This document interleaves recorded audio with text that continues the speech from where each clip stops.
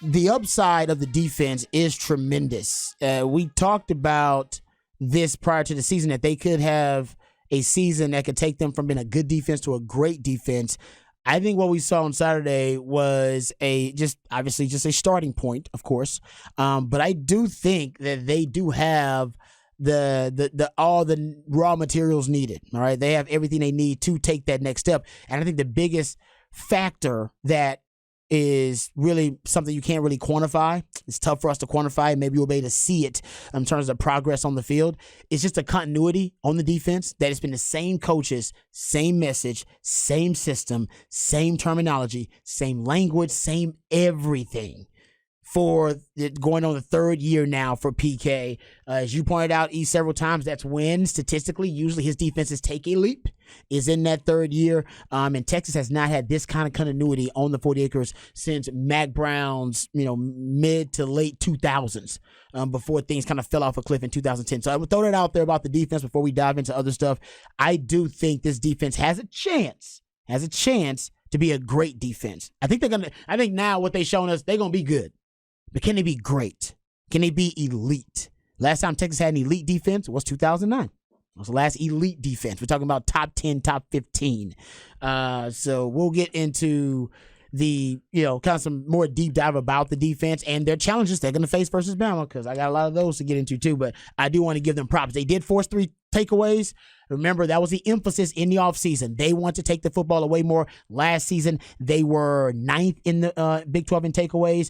And when you compare that to the offense actually had the fewest giveaways, tied with K-State, and yet Texas finished outside the top 4 in turnover margin. They need to be in the top 3 in turnover margin this year in the Big 12. A big part of that is the defense taking the football away. And they should have had more sacks.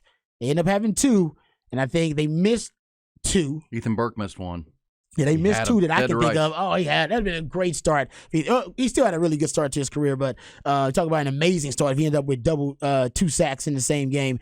But I'll just throw it out there. So I don't know if we've talked enough about the defense, and I don't want people to think we're being negative. The defense was outstanding, and upon my rewatch, I was more impressed with the defense than I was on the initial watch. When I started charting and tracking everything, the defense looked even more impressive because they played so many damn guys. And the level of play did not drop off.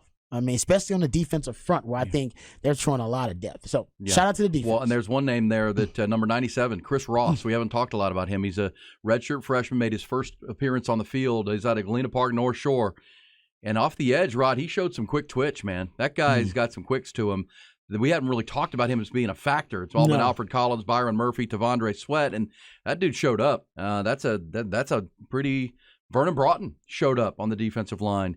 Alfred Collins didn't do any. He didn't put anything on the stat board. Oh, he had like a deflected pass. Remember, he's chasing down. He had the big knockdown pass. But they moved him around though, which I like. I've been saying it forever. Put him on the edge. Yeah, he should be a guy you can put all over the defensive front. So he played on the edge, played inside some. That's what I really liked about what I saw from Alfred Collins too. Love that. All right, so more Texas. Real quick, some breaking news because we said we would give it to you.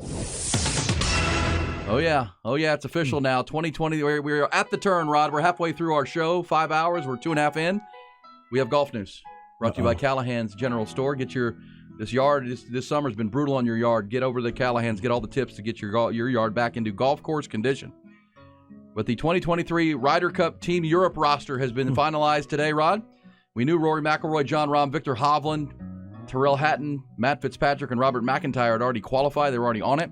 Today, the captain, Luke Donald, picked Tommy Fleetwood, Sepp Straka, Justin Rose, Shane Lowry, Nikola Højgaard, and Ludvig Aberg as his captain's pick. So those are your 12 members of Team Europe.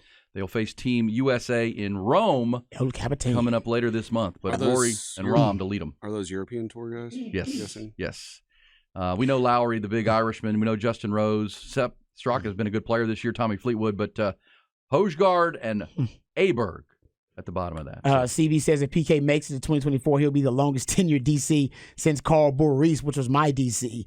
He's right about that. That's right. He's actually taken the opposite, it's kind of an opposite trend of recent defensive coordinators, which I like. Remember, Manny Diaz, Vance Bedford, and Todd Orlando each had their best season of their tenure here at Texas in their first year, and then we saw the defenses slowly deteriorate and decompose over the time, and then end up being fired or demoted.